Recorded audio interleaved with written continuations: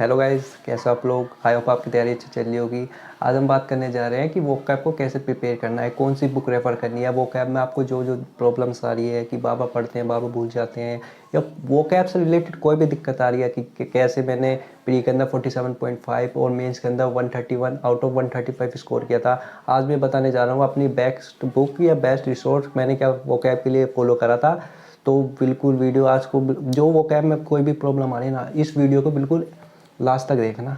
Vocab से related सारी problem ख़त्म हो जाएगी। आज कोई दूसरी वीडियो देखने की ज़रूरत नहीं पड़ेगी। ये बिगिनर के लिए भी है और जो शुरुआत करना चाह रहे हैं बिगिनर, बिल्कुल बेस्ट। बिगिनर के लिए तो बिल्कुल बेस्ट है। और जो रिपीटर्स है कि दिक्कतें क्या हो रही है वोकैब, क्योंकि प्री के अंदर ना दो चीज़ दिक्कत करती है बस, और कुछ दिक्कत नहीं करता। प्री के अंदर जो खेल है सारा, जो वोकैब जो गलत होती है एंटोनियम में सिनोनियम में से एक क्वेश्चन या एक दो क्वेश्चन वहाँ गलत हो जाते हैं, या क्लोज टेस्ट दिक्कत है। दो चीज़ दिक्कत देती है, एंटोनियम सिनोनियम या क्लोज टेस्ट, और कुछ दिक्कत नहीं था प्री के अंदर। ये दो ही चीज़ें आपको दिक्कत करेंगी। आप मॉक लगाते होंगे, आपको खुद लगता होगा। और कभी कभी ऐसा लगता है हमने बहुत सारा पढ़ लिया है, हम पढ़ते भी जा रहे हैं डेली के, लेकिन भूलते रहते हैं। कोई बात नहीं, इसकी भी आज पूरा सोल्यूशन दूंगा कि क्या पढ़ना है, कैसे पढ़ना है, कौन सी बुक रेफर करनी है, क्या क्या पढ़ना है। क्योंकि सीजीएल के अंदर अब 3 मंथ्स बचने हैं काफ़ी, तो बहुत कम टाइम है बिगिनर के लिए। बिगिनर के लिए तो बिल्कुल, अब तो जैसे आप शुरुआत करना चाह रहे हो तो बिल्कुल आपके लिए तो बहुत वो होगा एकदम से पढ़ना, क्योंकि एकदम से याद नहीं हो पाती कुछ भी चीज़ें तो। लेकिन आप मेहनत करोगे तो आराम से 3 मंथ्स में तो आप निकल के पूरी बुक को निकल के चले जाओगे पूरी। बस तरीके पता होने चाहिए हमें कैसे पढ़ना है, नहीं एग्ज़ाम तो आराम से निकल जाते हैं। आप मेहनत करोगे सब निकल जाएगा। तो बात करते हैं कि बेस्ट बुक क्या है। पूरी बात करें हम कैसे प्रिपेयर करना है, क्या क्या चीज़ बेस्ट बुक है भाई।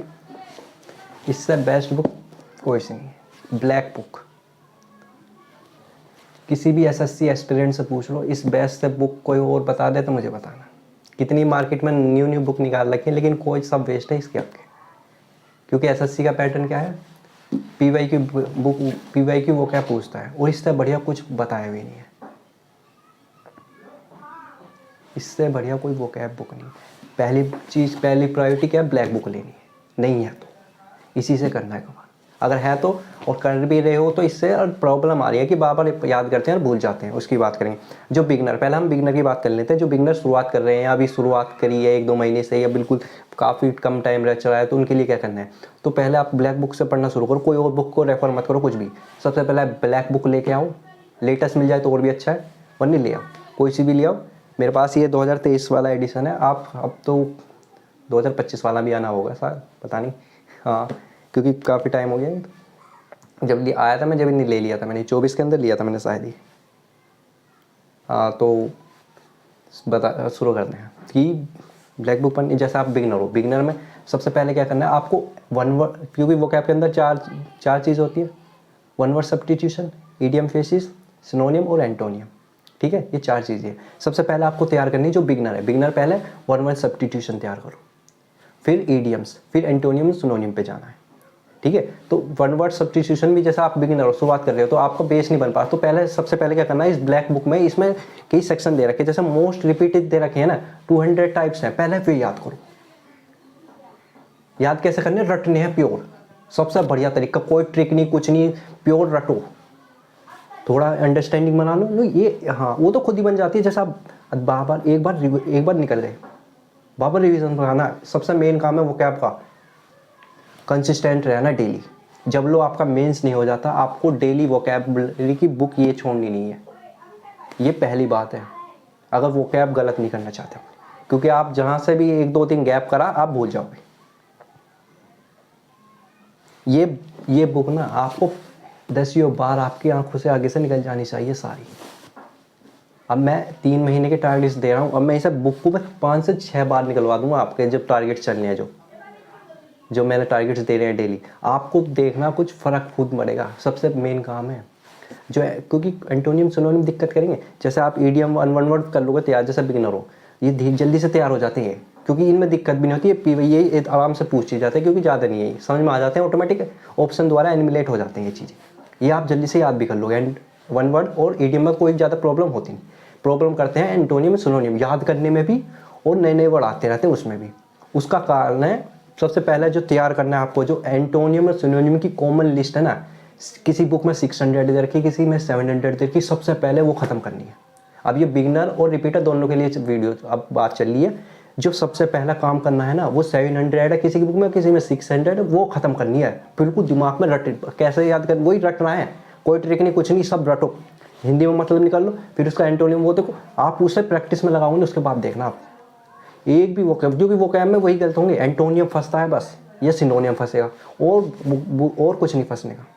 ये बात मैंने खुद रियलाइज कर रखी है। और वहाँ से करूँगा ना, वो सबसे खतरनाक वाले मीनिंग दे रखी है वहाँ पे। वहाँ से एक बार तुम 700 या 600 उन्हें रट लो, उसके बाद मौका लगाना, फिर मेरे को बताना क्या हो रहा है। और जब वे कंप्लीट हो जाए, उसके बाद जो वे दे रखी हैं 1500 या 1200 1300 वो कैब दे रखी, फिर क्या करनी है, वे हाईलाइटेड वाले याद करने पहले, वे दिमाग में ख़त्म करने पहले। सबसे पहले जो जब सबसे ज़्यादा पूछे जा चुके हैं ना, उन्हें ख़त्म करना है। जो हाईलाइटेड दे रखे हैं ना, हाईलाइट कर रखे हैं, ब्लैक ज़्यादा डार्क कर रखे हैं, वे याद करो पहले, जितने भी है 1500। जैसे ईडीएम शुरू करें आप, पहले 200 वाले मोस्ट रिपीटेड शुरू करें, ईडीएम की बात कर रहा हूँ मैं, तो फिर हम वहाँ गए जो हाईलाइटेड है, फिर हाईलाइटेड जैसा आज 1 से लेकर 500 तक दे रखे हैं, उनमें से जितने भी हाईलाइटेड है वे सारे याद करने हैं। ऐसा कर करके डे बनाते रहो, धीरे धीरे बढ़ाते रहो।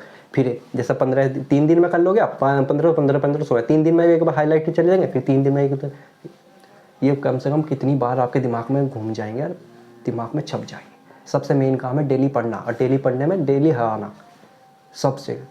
और उन कहते हैं ना, भूलते रहते हैं, भूलना तो आपका बिल्कुल हो, तो ह्यूमन नेचर है, तो भूलेंगे। जब लोग आप उससे दिमाग से थोड़ा लगट जाओगे, वो भूल जाओगे। मैं ये क्या कह रहा हूँ, जब लोग आपका मेंस नहीं हो जाता, ये छोड़नी नहीं है। और इसके बाद कुछ गलत हो जाए तो फिर मेरे को कहना।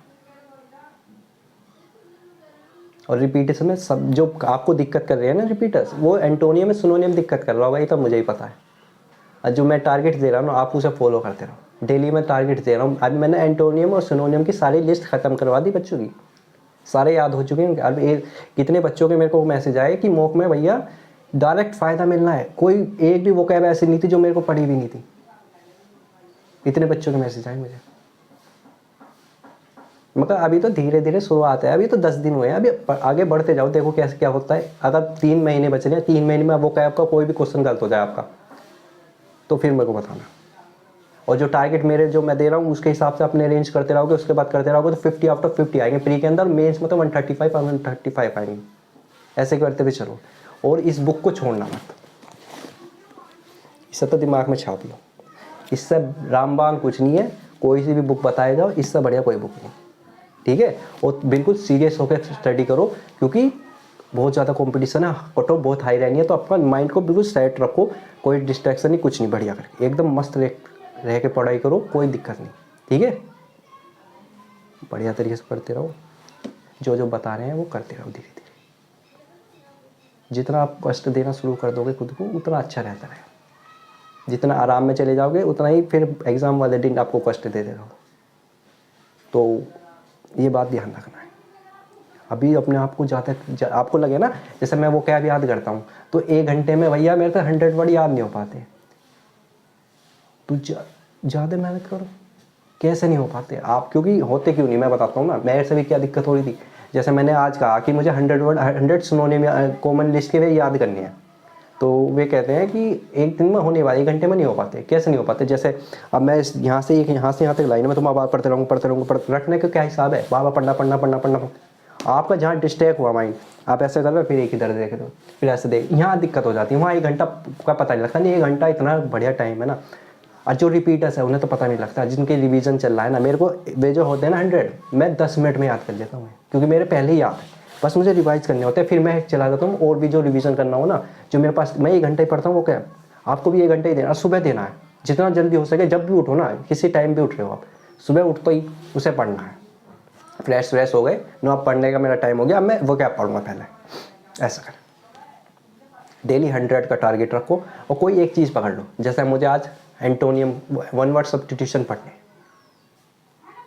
1500 हैं, या तो भी एक डेली 100 का रखो। 100 तो करने जैसे सिंगल में जा रहे हो तो 100, और जब हाईलाइटेड में जा रहे हो तो 1 से 500 तक,